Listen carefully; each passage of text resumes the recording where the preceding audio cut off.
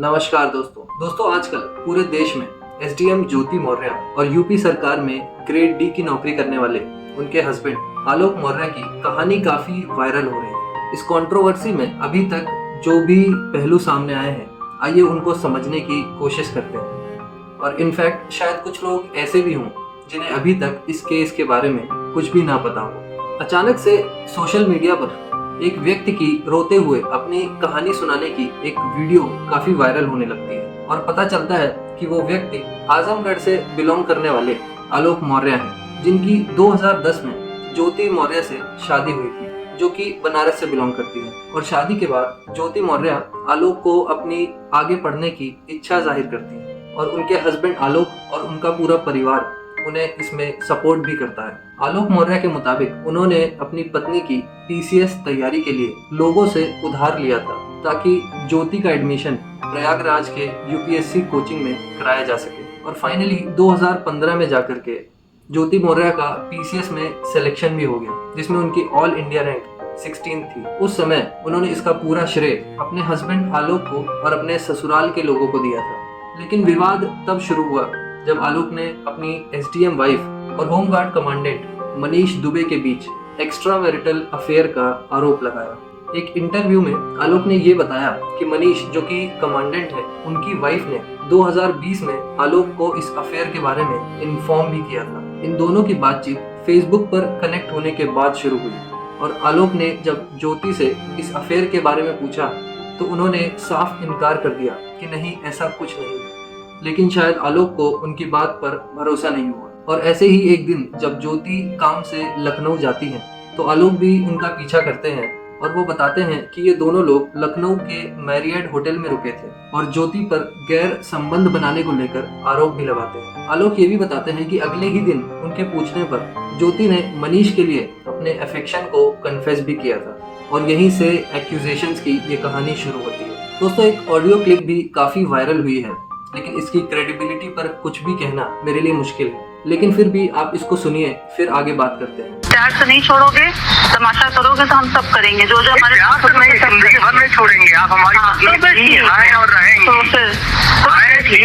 फिर देखो, फिर तो बात है ना, फिर तुम लड़ो फिर कानून से। मतलब आप मनीष को नहीं छोड़ेंगी? हम किसी को छोड़ेंगे या नहीं छोड़ेंगे, हम अपनी जिंदगी में क्या करेंगे, मनीष हमको छोड़ेगा क्या करेगा हमको नहीं पता, लेकिन हम आपके साथ नहीं रहेंगे, इतना जान लो।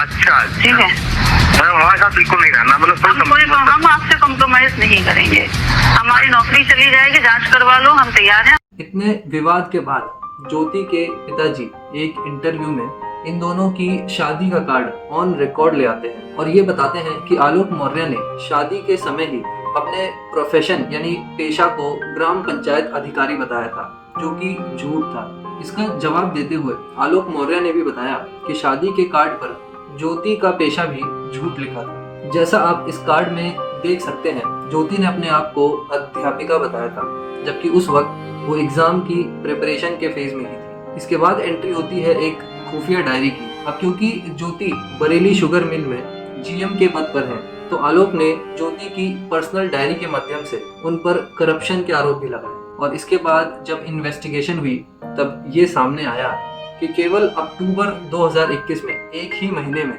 ज्योति ने अपने पद का इस्तेमाल करके लगभग 6 लाख रुपए की घूस ली। आलोक ये भी क्लेम करते हैं कि कमांडेंट मनीष और उनकी वाइफ ज्योति ने आलोक को थ्रेटन भी किया कि अगर आप इसके बाद कोई और एविडेंस सामने लाते हैं तो आपको जान से मरवा दिया जाएगा, और यहाँ तक कि ज्योति उनके ऊपर रेप के चार्जेस भी फाइल कर देंगी।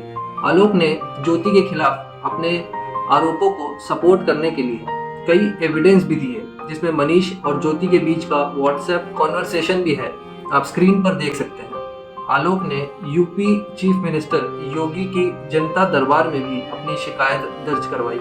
आलोक के एलिगेशंस के बाद ज्योति मौर्य का भी आरोप है कि आलोक के परिवार ने उनसे फॉर्च्यूनर की मांग की दहेज के तौर पर। ये थी दोस्तों पूरी कहानी जो अभी तक सामने आई है। इस कहानी के बाद सोशल मीडिया काफी एक्टिव हो गया और आलोक के लिए कई लोगों ने जमकर सिंपैथी बयां की। इस घटना की वजह से कई साइड इफेक्ट्स भी देखने को मिले सोसाइटी में, जैसे कि बिहार के बक्सर जिले में पिंटू सिंह नाम के एक व्यक्ति ने अपनी वाइफ खुशबू जो कि बीपीएससी की तैयारी कर रही थी, उन्हें सपोर्ट करने से इनकार कर दिया।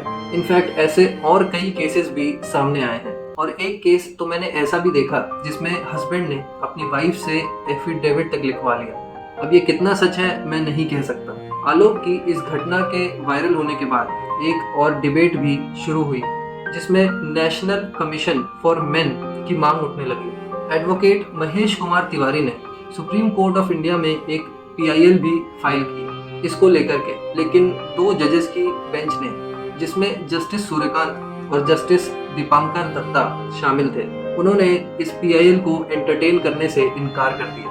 NCRB का डेटा हमें ये बताता है कि 2021 में 81,063 मैरिड मैन ने सुसाइड कमिट किया था, जिसमें से 33.2% फैमिली रिलेटेड प्रॉब्लम्स की वजह से था और 4.8% मैरिज रिलेटेड इश्यूज की वजह से था। इसीलिए कई लोग शायद सुप्रीम कोर्ट के फैसले से एग्री भी कर रहे हैं। अब बात करते हैं दोस्तों कुछ पॉइंट्स की जो कि मैं ऐड करना चाहूँगा। मैं आप सभी से ये अपील करूँगा कि जब तक कोर्ट का फैसला सामने नहीं आ जाता है तब तक हमें दोनों में से किसी भी पक्ष पर टिप्पणी करने से बचना चाहिए। दूसरा पॉइंट ये है दोस्तों कि किसी एक केस के आधार पर हमें पूरी वुमेन कम्युनिटी को टारगेट नहीं करना चाहिए, क्योंकि कई केस ऐसे भी हैं जिसमें महिला ने अपने पति और घर के लिए SDM की पोस्ट को साइड कर दिया। तीसरा और आखिरी पॉइंट ये है कि जैसे हमारे और आपके पिताजी घर से बाहर निकलकर संघर्ष करके पूरे परिवार का पेट पालते हैं, वैसे ही या शायद उससे कई ज्यादा हमारी आपकी माताएं घर के अंदर संघर्ष करती हैं।